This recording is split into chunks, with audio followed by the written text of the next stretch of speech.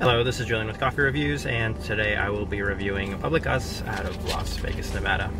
I'm currently outside of what I believe is their only location on Fremont Street, and I will be reviewing their Ethiopia natural Arsosala village.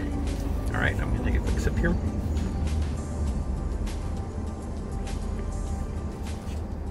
Alright, let me start off with this. Not the best experience inside the coffee shop. The cashier didn't seem very helpful. The barista that actually made my coffee was a pretty nice guy. But he didn't, I typically ask, what do you suggest, what do you recommend? Because a barista that works at their coffee shop knows what's good, knows what they want to put forward, what they want to highlight, what they want to emphasize, everything. But it just didn't really seem that interested in helping me out with much. Just led me to a natural Ethiopia, which, to be fair, I guess is the safest bet at any sort of coffee shop. Usually the best coffee, well, not the best, but the most flavorful, something that's a very beginner coffee, is going to be a natural Ethiopia. And that's what I went with here.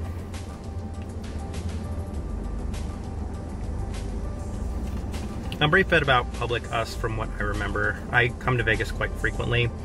I've been to PublicUs a few times. I think back in the day they were using a different roaster out of Washington State. I could be wrong. But more recently they've started roasting their own coffee. They're probably one of the more notable places, definitely the more notable place in Las Vegas. Seen them featured in a couple of coffee books, seen a couple of articles on them as well. So I think for Las Vegas they're considered in the higher tier Las Vegas coffee roasters.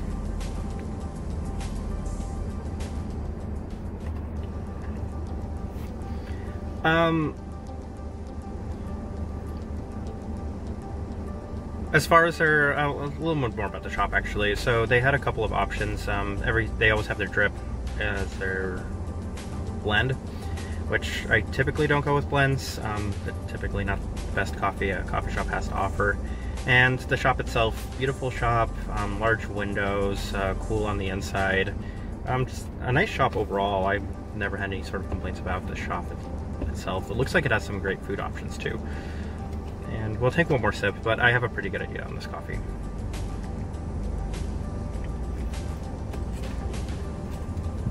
And to be as blunt as possible, I do not like this coffee. As many times as I've been to PublicUs, I'm yet to find anything I like.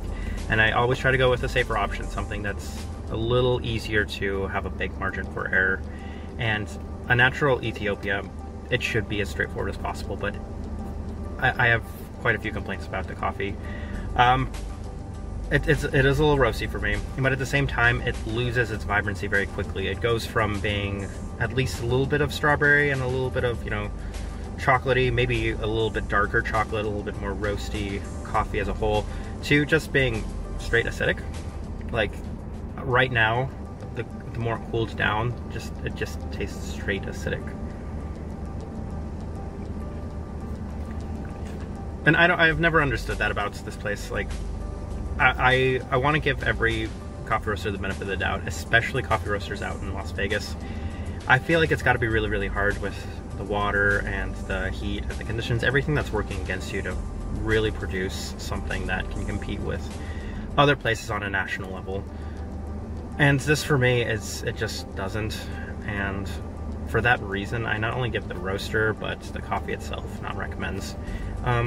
One of the less impressive experiences. I kind of know what I'm getting into. I always want to give it the benefit of the doubt. I always want it to be better.